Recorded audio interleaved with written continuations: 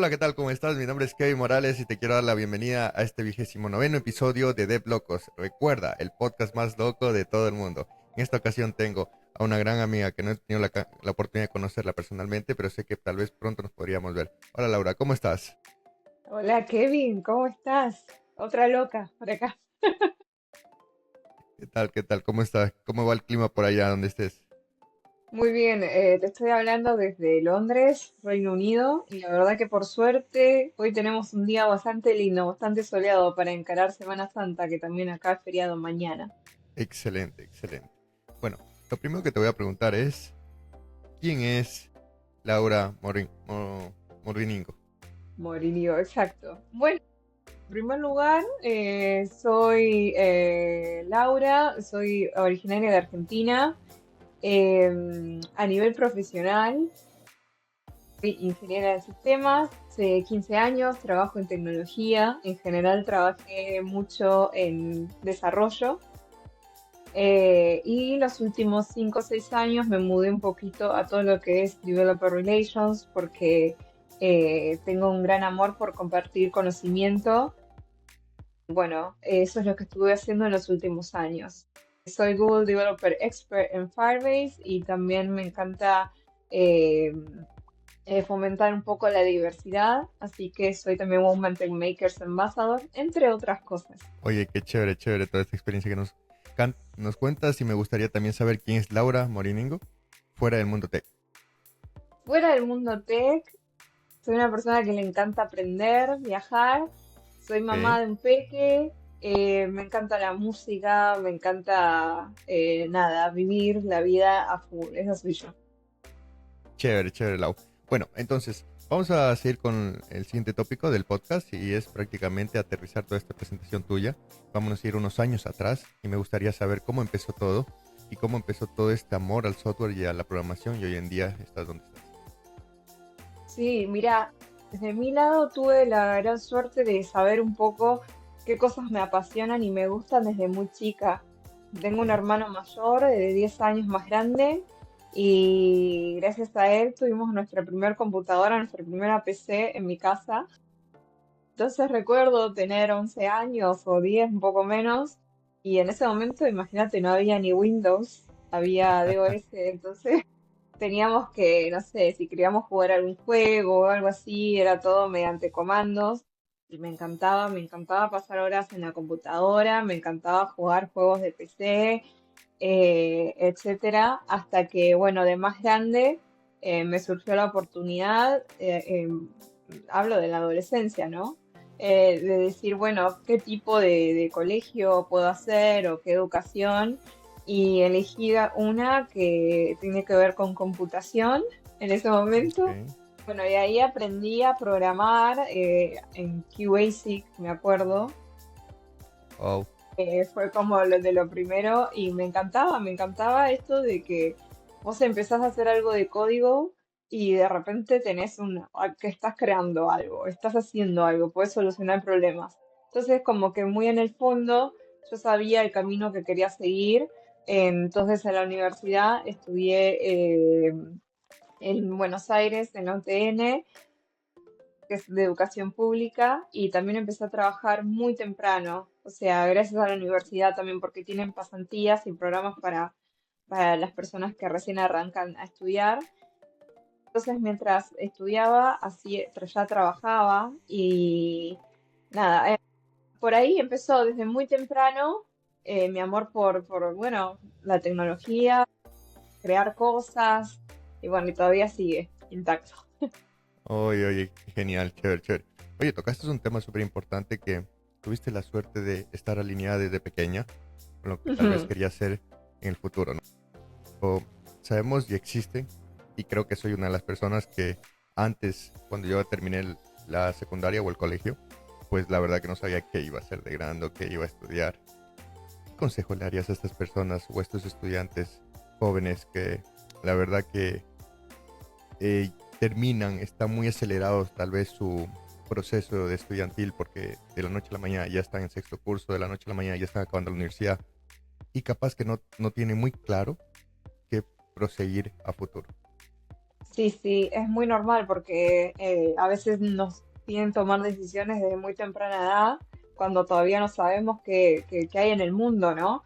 Mi mejor consejo que les puedo decir es que traten de accionar y aprender, no Ok, importa lo que sea, ¿sí? Eh, si ustedes piensan que les va a venir bien buscar un trabajo, háganlo, equivóquense, entre comillas, porque no hay errores, sino lecciones aprendidas y eso les va a forjar a saber qué cosas les gusta y qué cosas no, en todo lo que sea, aprendiendo en la universidad, teniendo su primer trabajo, viendo formas de vivir. Siendo joven es el momento de tomar muchas decisiones y aprender, porque al final cuando somos más chicos tenemos menos riesgo, menos cosas que perder. Entonces podemos como levantarnos más rápido. Y es el mejor momento para tomar este tipo de decisiones, no solamente en la carrera, sino en general en la vida. wow, chévere, chévere. Gracias, Lau, por ese consejo. Ahora, continuando, hablaste también en tu presentación inicial que formas parte de la comunidad de GDE. También eres Woman Techmaker actualmente. Me gustaría saber Sí. en qué momento de tu vida entran las comunidades y conoces este mundo del networking y bueno, llegas a estar donde estás por ello también. Sí, al 100%. En mi vida empezó cuando yo empecé a querer aprender más allá de mi día a día en el trabajo, ¿sí? Ok, Estaba en un momento de mi vida que quería conocer gente que estaba alineada a las cosas que quiero hacer. Entonces yo empecé a ir a eventos para aprender, ¿no? Para aprender lo último en tal cosa.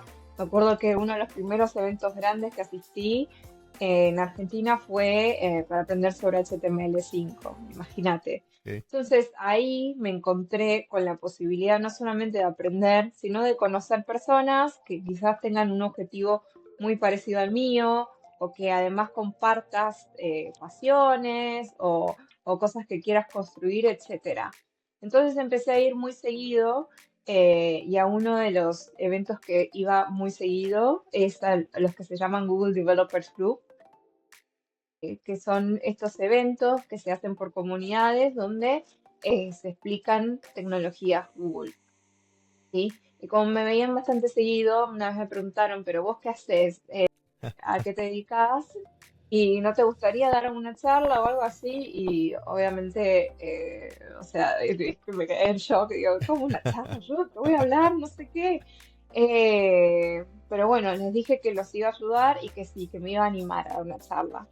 Entonces, fíjate que una de mis primeras charlas fue en un evento también y me sentí súper bien dando la charla porque lo mejor era que a mucha gente le había servido algo que capaz pensaba que no era una cosa un poco más superflua. No me sentía en ese momento ni una experta ni nada. Vengo a hablar de mi trabajo y nada más. Y esa experiencia me marcó muchísimo también porque sentí como la necesidad de dar más charlas, de devolver un poco más a la comunidad, de saber que quizás mi conocimiento le puede servir a otra persona y que encima está buenísimo porque conoces gente que es buenísima también, ¿no? Y me sentí muy bienvenida y también como que me abrieron las puertas. Siempre lo voy a recordar, digamos. Y después de ahí comencé a dar más charlas, a crear más contenido, a hablar de ciertas cosas. Es así que empecé a enfocarme más en, por ejemplo, en Firebase, este tipo de tecnologías. Y bueno, fíjate que Google reconoce no solamente a las personas por su conocimiento, sino a cuánto comparten en la comunidad. Y me habían dicho, creo que podés aplicar a Google Developer Expert. Y la verdad que yo le tenía muchísimo miedo porque para ser Google Developer Expert tenés que pasar ciertas entrevistas que validen tu conocimiento y también las cosas que haces. Y ahí estuvo un poco el síndrome del El impostor. impostor. Sí, que fíjate que desde el momento que a mí me recomendaron que yo podía ser Google Developer Expert, tardé como un año y medio en decir, bueno, sí, me animo, ¿sí? Wow. Entonces, una vez que apliqué, me dijeron enseguida, sí, tenés los conocimientos, estás haciendo el trabajo de un Google Developer Expert y bla, bla, bla. Entonces ahí continúo como mi carrera con la comunidad.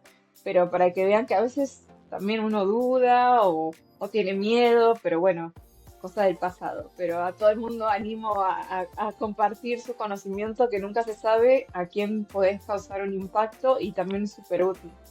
Wow, wow, Lau. Oye, justamente por ese camino iba mi siguiente pregunta. El tema del temor. Porque conocemos que hoy en día en estas comunidades existen muchas personas que asisten a ver estos eventos, están activamente en las charlas online, etcétera, etcétera. Pero, ¿qué le dirías a esas personas que tal vez tienen ese temor de lanzarse al escenario y capaz que te pasó a ti en su momento? Y dijiste, no, ¿por qué? O sea, y lanzar a dar una primera charla que al final creo que es un antes y un después de cada persona. Y te digo porque a mí me pasó. Y cuando yo empecé a dar charlas, pues yo no me creía nunca haber estado parado enfrente de algunas personas, ¿no? Si en la universidad recuerdo que entre mis compañeros yo ya quería salir de ahí corriendo. Entonces, puedes imaginar cómo cambia ese chip. Entonces, ¿qué le dirías a estas personas para que intenten y al final no es nada técnico y como tú lo dices puede cambiar la vida de alguna otra persona que lo está escuchando? Sí, en primer lugar, seguirte un poco con esa anécdota de que uno de mis primeros eventos que yo fui era de HTML5 y lo daba una persona que trabajaba en Google que se dedicaba a todo esto en su momento recién existiendo, Developer Relation. Entonces yo decía, wow, qué increíble lo que está haciendo esta persona, qué sueño, bla, bla, bla. Y podés creer que en mi primer evento grande, yo veía en Line Up, yo también daba una charla y estaba esta misma persona dando esta charla. Entonces era como, wow, estoy dando algo que capaz no pensaba que yo pertenecía. Entonces, mi consejo es, en primer lugar, para empezar a animarse, busquen ambientes o comunidades en las cuales se sientan bienvenidos, ¿sí? Que puede ser un meetup local de su barrio, puede ser alguna otra comunidad o en el trabajo, algo que ustedes sientan que toda la organización es amigable, porque al final eso ayuda a uno sentirse más cómodo, ¿sí?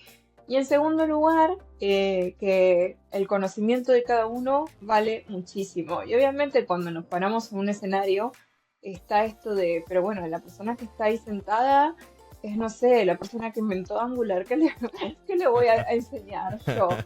¿Sí? Nunca se sabe a qué persona podés causar cierto impacto. No todo el mundo sabe de todos y tu experiencia es tuya, esa es única. Así que estoy seguro que algo de valor vas a poder aportar.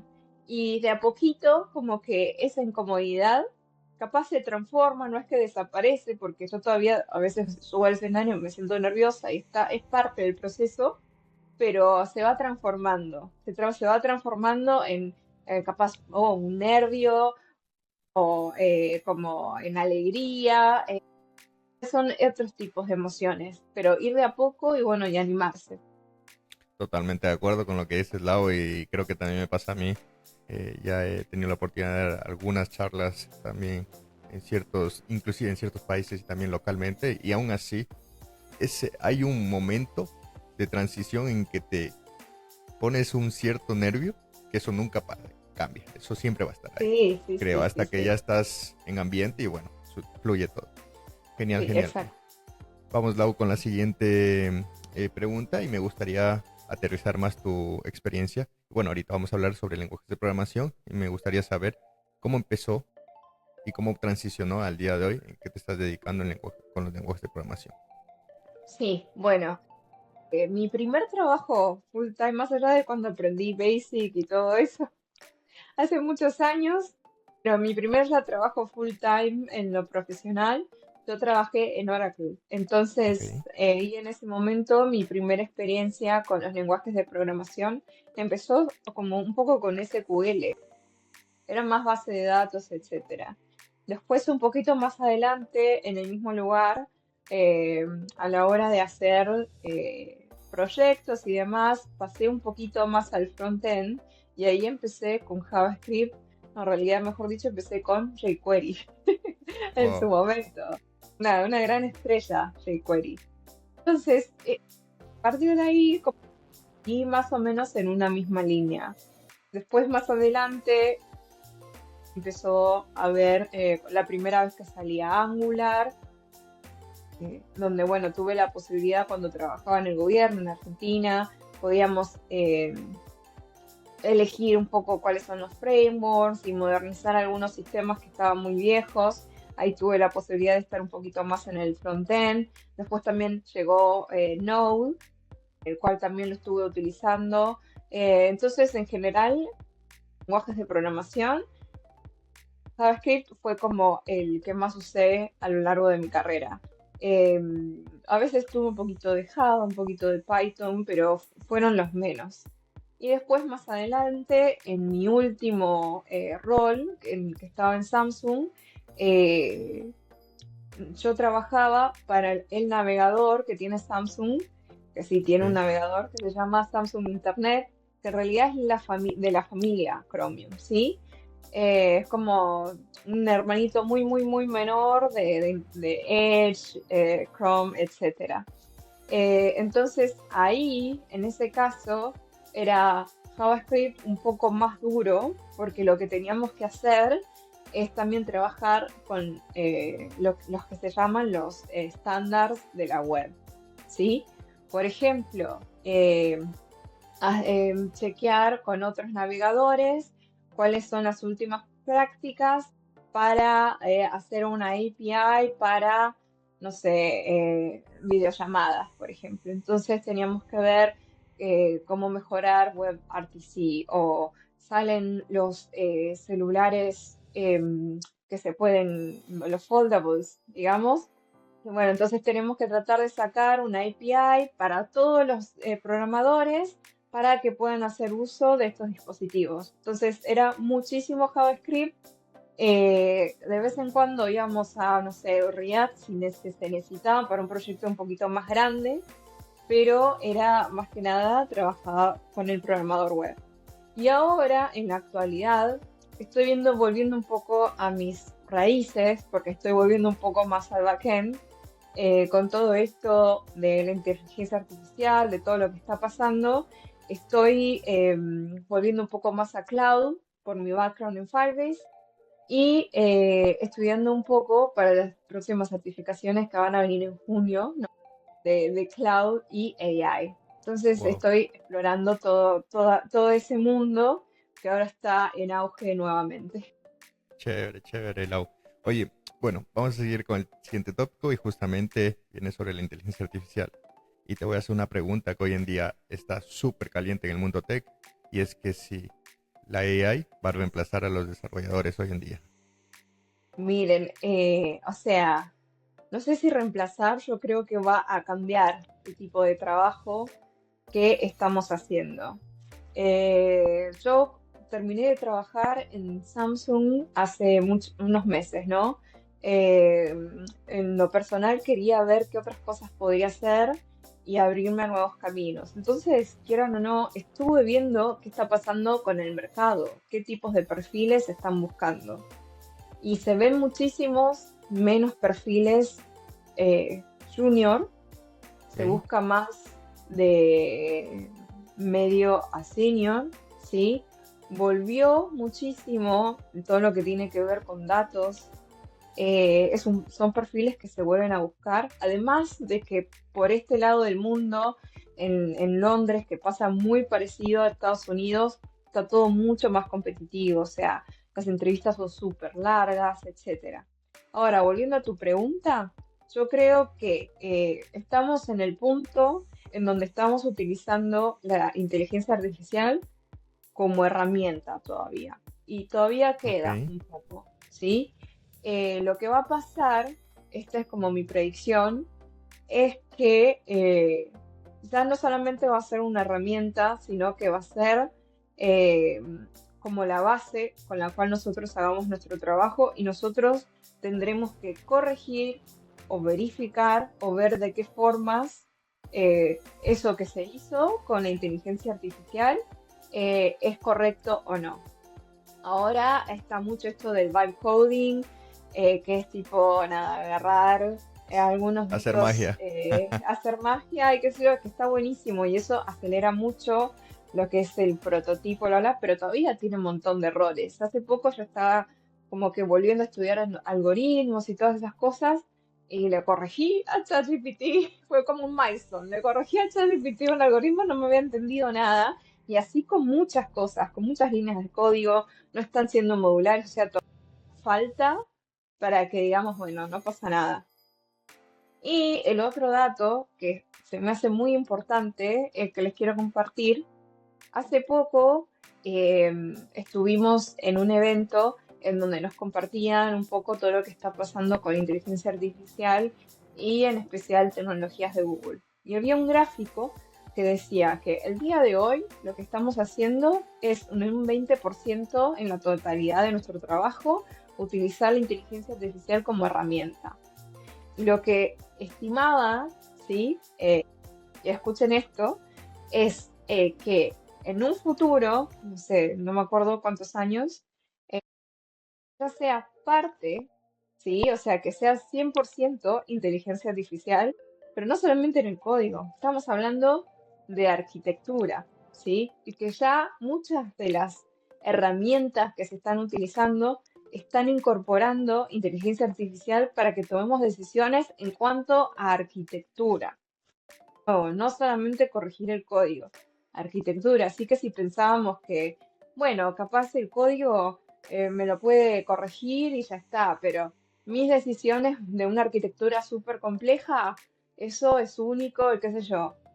También vamos a tener que integrar este tipo de soluciones para nuestro día a día. Así que, Wow. nada, eso. Wow.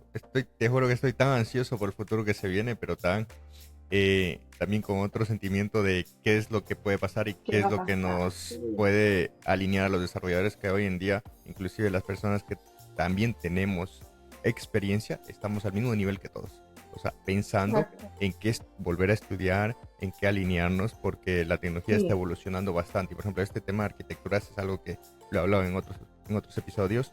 Y justamente es algo que hoy en día para mí la inteligencia artificial con el famoso bytecoding te ayuda, pero no tan en contexto, ¿no? Porque tú le puedes decir, hazme una aplicación X, un to-do, pero te lo va a hacer tranquilamente. Pero ¿qué pasa al escalar? ¿Qué pasa al generar un contexto y decirle, no, pues este to-do va a tener una milla extra, va a hacer algo X aparte de los demás? ¿Sí? ¿Qué pasa con las arquitecturas? Por ejemplo, en mi caso en la parte mobile, ¿qué pasa con las arquitecturas? ¿Cómo lo vas a distribuir, patrones de diseño, todo eso? Porque al final eso no entiende a no ser que le des un contexto. Y yo creo que hasta que le des el contexto tan grande, pues alguien con experiencia lo puede tal vez generar. Entonces creo que Ujú, estamos un poquito lejos de construir esas aplicaciones de calidad, pero ujú. también te puedo decir que no sé qué tan lejos, porque esa lejanía puede llegar en 2 días o puede llegar en 10 años. Exacto, exacto. Y voy a agregar a eso que yo tenía el mismo pensamiento que todavía desde mi punto de vista decía, bueno, pero todavía no sabe, o todavía estoy tranquila. Pero bueno, cuando estuvimos, esta fue una serie de jornadas que tenían que ver con Google y AI, por ejemplo, todo esto, Gemini, Google Cloud, todo eso, entonces explicaban todo este tipo de cosas. Y claro, como están integrando herramientas AI a herramientas de arquitectura, se está entrenando todo con esa base de arquitecto, ¿sí? Por eso hay que prestar mucha atención a estas herramientas, en especial, por ejemplo, Fire Studio, a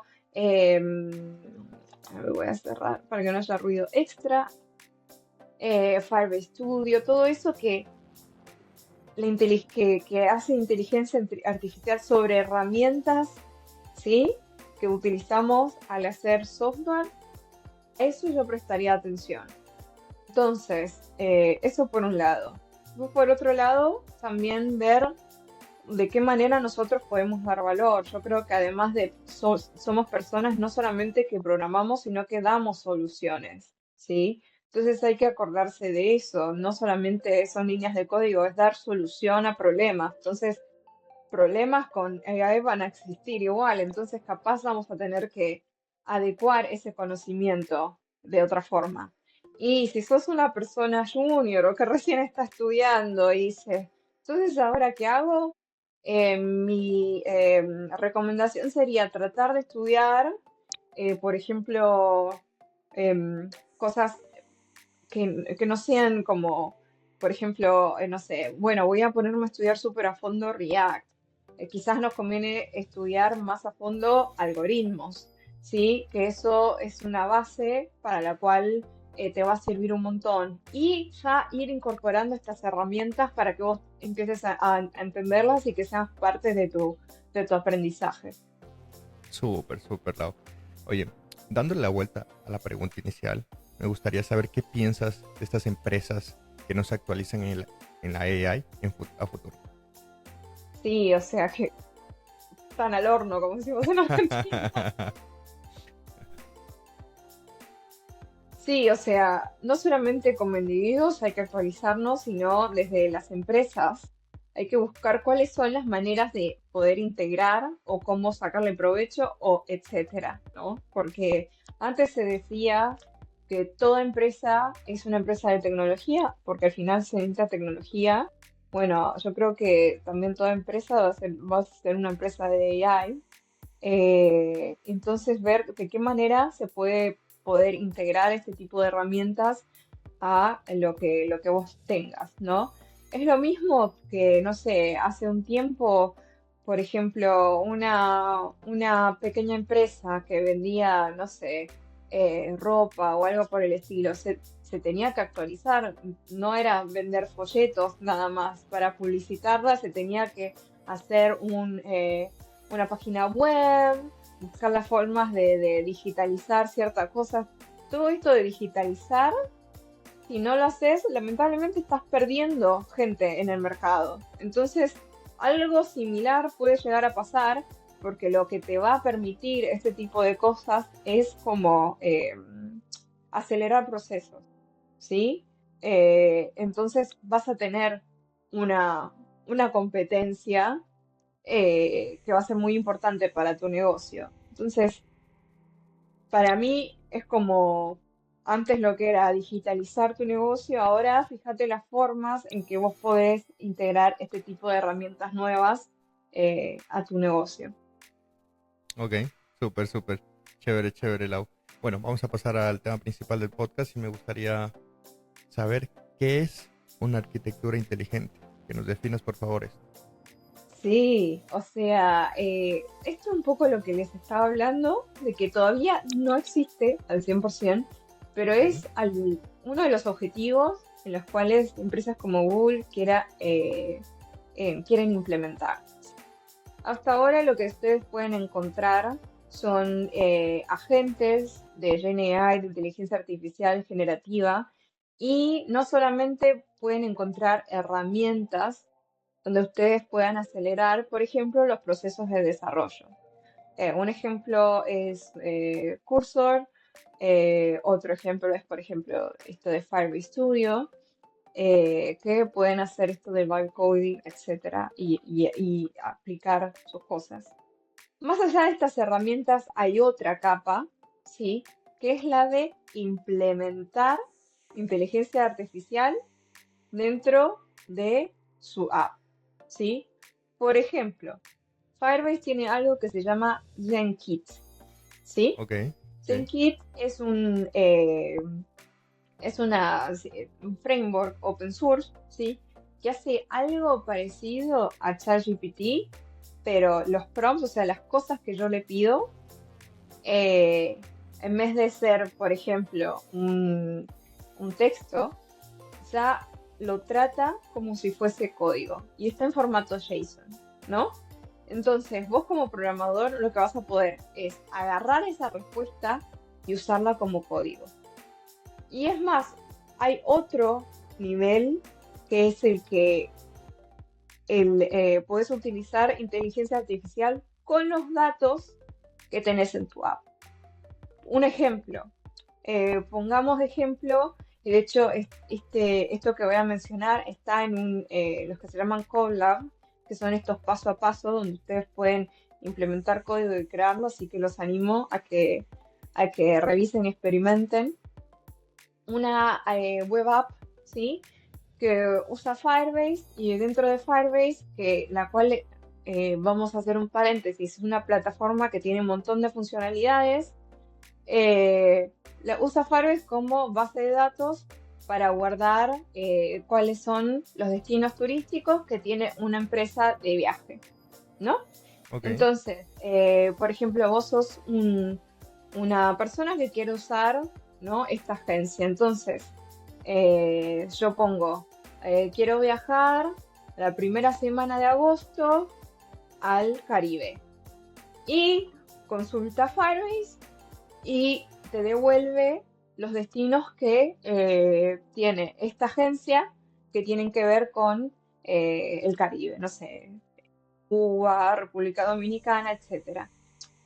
Hasta ahí, normal, ¿sí? Bueno, ¿qué pasa si podemos agregar Genkit o este nivel de inteligencia artificial dentro de la app?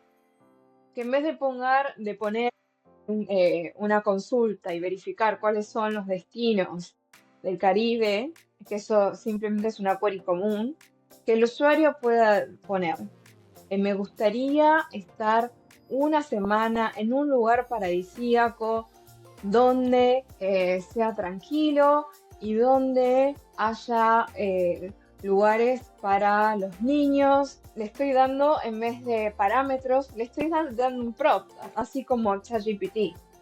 Entonces, lo que me va a devolver, me puedo devolver un itinerario así parecido a lo que es de ChatGPT, pero con los datos de esa agencia, ¿sí? Que hasta te puede wow. hacer como una foto o algo en particular. Entonces, esa es otra de las cosas que se vienen haciendo y viene muy fuerte, es implementar AI adentro de tu app, ¿sí? Para este tipo de experiencia de usuario. Y después para más, digamos, ¿no? Porque después está Google Cloud, tiene varias herramientas en cuestión de AI, entonces pueden usar reconocimiento de lenguaje, pueden usar chatbots, etcétera. Y el máximo al cual se aspira, ¿no? Es esto de poder ya jugar con la arquitectura. O sea, decir, bueno, necesito utilizar una aplicación móvil que tenga, no sé, 5 millones de usuarios y utilice GCP y esto y aquello. Entonces, ahora lo que se está tratando de ver es cómo se puede llegar a ese punto. Por eso recomiendo mucho, aunque seamos frontend, backend, lo que sea, echar un ojo a estas cosas porque ya nos va a dar más como una persona que ya piensa como arquitecto. eh, Están estas herramientas a full y puede que más, más rápido de lo que pensemos ya estén acá y tenemos que saber qué están queriendo decir. Así que bueno, espero que haya quedado claro. Hay mucha información, pero la idea es que por lo menos vean qué está pasando, ¿no? Oye, qué chévere, oye. Nos pudiste resumir justamente esto y me gustaría saber cuál es nuestro beneficio al utilizar todo esto en nuestra plataforma o tal vez en alguna idea, algún proyecto que estemos creando o inclusive en nuestro trabajo, porque sabemos que podemos hasta escalarlo a una forma en la que tenemos un beneficio plus, que sería la inteligencia artificial como herramienta. Entonces, Sí, sí. mediante arquitectura inteligente, ¿hasta dónde crees que podríamos llegar con un proyecto en función a al escalamiento? Sí, todavía lo que está faltando un poco es esto de permitir, por ejemplo, testear y asegurarse que si mi aplicación pasa de 1.000 personas a 5 millones, puedo asegurarme de que las instancias de base de datos estén bien, etcétera.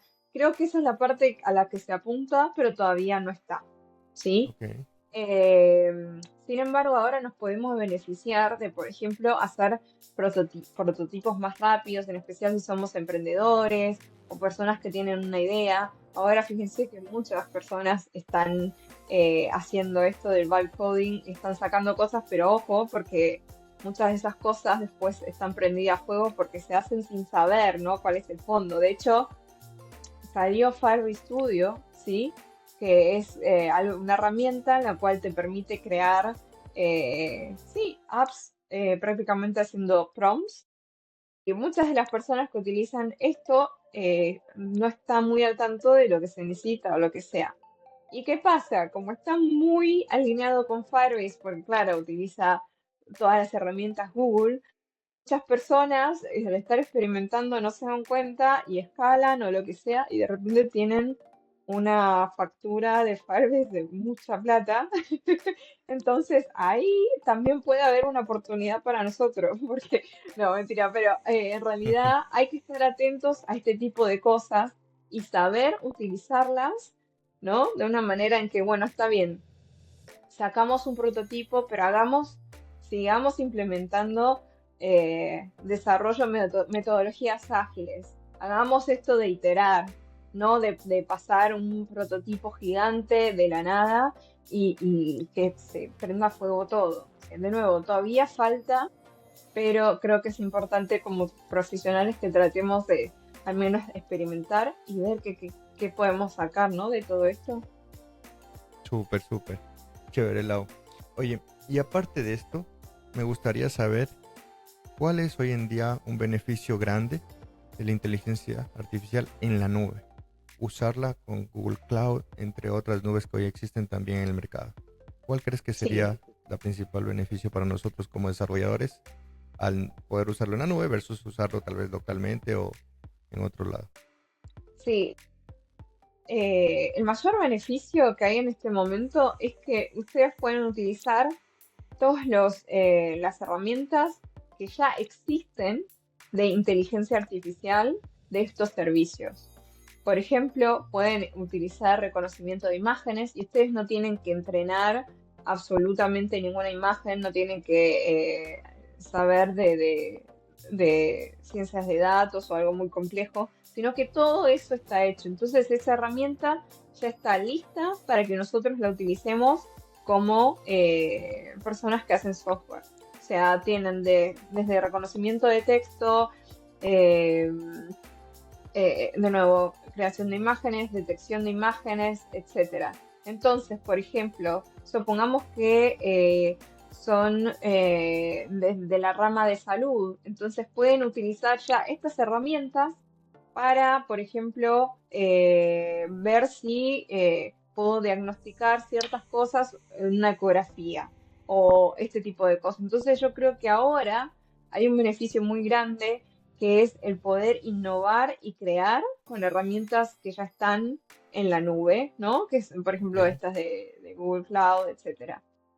También, por el otro lado, sí, y esto creo que es importante que se los tenga que decir, hay un espacio en el cual si quiere poder hacer este tipo de cosas a nivel local también, ¿sí? ¿Por qué? Porque existe todo esto que tiene que ver con la privacidad de datos, etcétera. En especial en Europa se respeta mucho. Entonces, por ejemplo, hay muchos, se está trabajando incluso en Android para poder tener, por ejemplo, eh, esto de AI, pero de manera local, ¿sí? Lo mismo con la web, por ejemplo, la web tiene ahora lo que se llama web CPU que permite hacer un poco de utilizar Machine Learning en el navegador, no es necesario que tengamos la nube y qué sé yo, pero, o sea, todavía está como queriendo ir para para ese lado, pero justamente ahora lo que se tienen son los recursos, el hardware disponible para que se pueda usar AI en lo local. Así que eso también se está viendo si vale la pena o si se sigue por el otro camino y cuáles son los casos de uso. Wow. Oye, Lau, y me surge una pregunta ahorita. Me gustaría saber tu perspectiva acerca de qué opinas del futuro, de cómo va evolucionando los IDEs, porque ya sabemos que anteriormente Google sacó IDX y creo que Firebase Studio es una evolución de IDX, entre otros. ¿Crees que en unos años estaríamos programando en la nube literalmente? y ya no descargando un IDE y programándolo todo localmente? A ver, no sé si en la nube, porque todavía yo creo que hay este valor de hacer las cosas a nivel local, de probar las cosas a nivel local, eh, de acuerdo al sistema que estemos haciendo, pero sí, claramente nuestros IDEs van a cambiar y yo creo que cada vez más van a tener estas herramientas integradas. Lo que se trata de hacer, y por eso también salió Harvey Studio, en su momento Project IDX, porque también una de las cosas, el feedback que estaban dando los programadores con respecto a AI y a las IDEs, que a veces hay que cambiar un poco el contexto. Por ejemplo, tengo esto en Cursor, después tengo que volver a mi IDE y uh, era como mucho cambio de contexto. Entonces, yo creo que cada vez se va a integrar todo esto mucho más, ¿sí? Y gracias a esa integración se van a poder hacer como más cosas dentro de un mismo ambiente. Por ejemplo, esto de Fire Studio, de, bueno, por favor, haceme, no sé, una aplicación, un to-do list en React y que sale, y que capaz en vez de tener que ir a la consola de Fire, seguramente lo pueda ver ahí integrado, o sea, con todo el AI, etcétera. Yo creo que puede ir mucho por ese lado, como una integración de todas estas herramientas en un solo lugar. Genial, genial, chévere. Vamos a pasar al siguiente tópico y bueno, me gustaría saber qué le dirías a la Laura de hace 10 años atrás. Ay, que invierta en criptomonedas. No, mentira.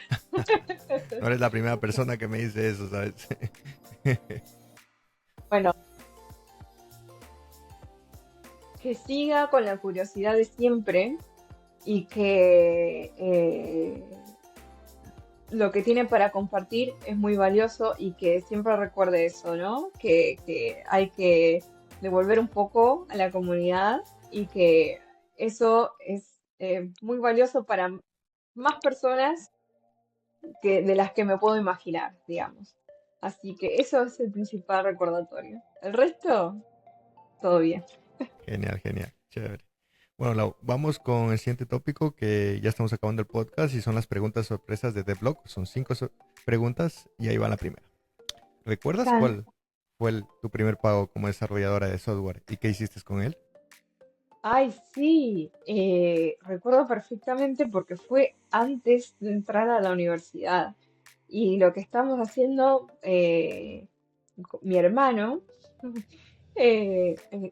había, o sea, trabajaba en una empresa de remises. Remises en Argentina es como un taxi, ¿sí? Ok.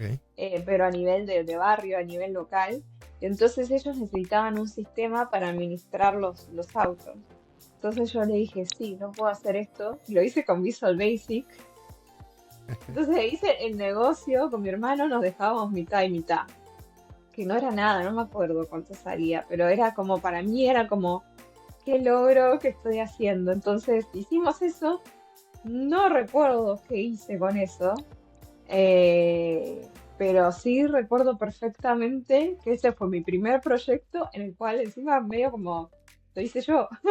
Que además me dieron plata con eso y bueno, nada. El valor más fuerte creo que eso fue el que lo hiciste a que la parte monetaria, ¿no?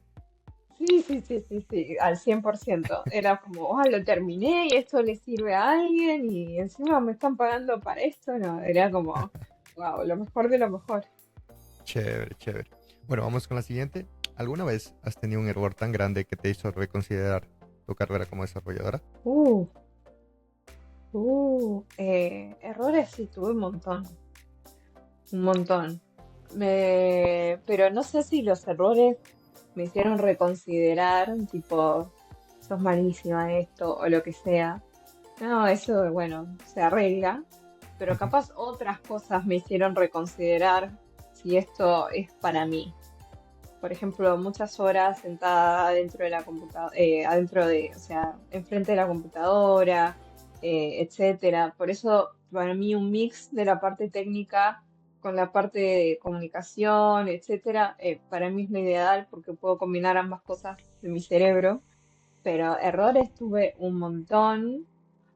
Tuve momentos que se prendía todo fuego y de quedarme hasta muchas horas. Pero bueno, eso lo único que me hizo considerar es, bueno, tengo que administrar mejor y pedir ayuda. Genial, genial. Vamos con la siguiente. Si solo pudieras trabajar con un framework o lenguaje por el resto de tu vida, ¿cuál sería y por qué? Ay, obvio, voy a elegir a JavaScript. Y porque me dio de comer, me dio muchas alegrías y que además, nada, yo de nuevo, para mí, como que yo lo vi surgir al backend y para mí las posibilidades ya eran infinitas. Pasaba de estar solamente utilizando jQuery y de repente podía conectarme y hacer un servidor con Node y todo eso, eso fue increíble y todavía siento que se pueden hacer cosas increíbles, así que voy a elegir al lenguaje de la web. Ahora demos la vuelta a la pregunta y es si pudieras borrar un lenguaje de programación del mundo, ¿cuál sería y por qué? Uf,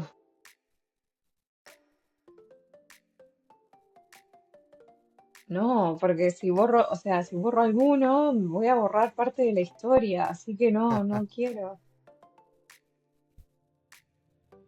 HP era el que menos me gusta. No, a ver, no, no quería, no querría borrarlo porque es parte de la historia y es importante y también nos dio de comer a muchos, pero a veces era muy feo. Se entiende, se entiende. Vamos con la última. ¿Qué es lo más raro o inesperado que has encontrado en el código de otra persona? Uf, comentarios. Ok. Comentarios así que no iban o cosas así. A veces no nos damos cuenta y ponemos comentarios que no van, tipo, y como si fuese que nos escribamos a nosotros mismos y esto tipo. Esto es una porquería, pero bueno, lo estoy probando. Cosas así. Y obviamente en el momento nos podemos olvidar. Bueno, es de ese tipo un montón. Y seguramente ya habré dejado un poco de legacy code de ese estilo. Genial, genial, Lau.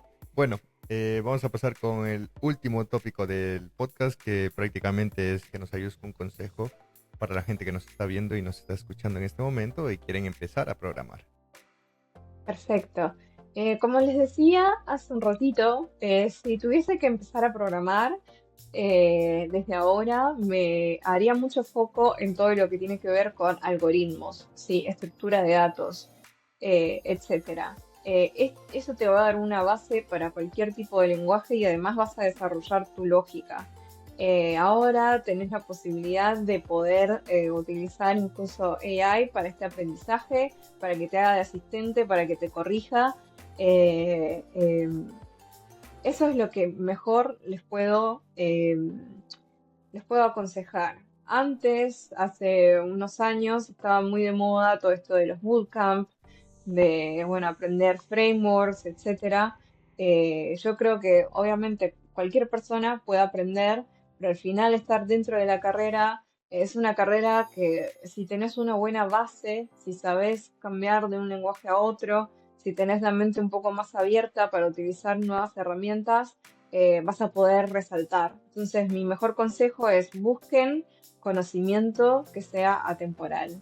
Estudiar algoritmos, estructura de datos, agarren un lenguaje que les guste y creen cosas que les gustaría tener, soluciones. No sé, se olvidan de cuál es la última canción que siempre ponen, hagan un sistema chiquito para, no sé, para guardar sus canciones favoritas, no sé, cosas por el estilo. No dejen de crear. Chévere, chévere, Lau. Bueno, Lau, de verdad, muchísimas gracias por haber estado en el 29º episodio de Blocos de esta segunda temporada. Por último, sí, me gustaría saber si nos puedes ayudar con tu contacto, tus redes sociales, donde te podemos contactar. Perfecto, no, gracias a vos. Para mí es un gusto estar acá y bueno, que me abran la posibilidad de prender un micrófono y nada, y hacer cosas que a mí me gustan, que es comunicar. Y bueno, me pueden encontrar en LinkedIn con mi nombre y apellido, Laura Morinigo. También los invito al resto de las redes sociales. Estoy ahora un poco más presente en Instagram. Se llama mi usuario Lala Intech. Mis amigos me dicen Lala, así que los animo a decirme así también. Genial. Y bueno, y también, bueno, Twitter un poco está más quemado. Bueno, donde más quieran encontrarme, veremos cuál es el futuro de las redes también. En general, soy Lala Intech. Excelente, Lau. Oye, pues reitero el agradecimiento por haber estado en el 29º episodio de Blogpost y bueno, para la audiencia, nos vemos en el próximo capítulo. Muchísimas gracias. Bye. Chao, gracias.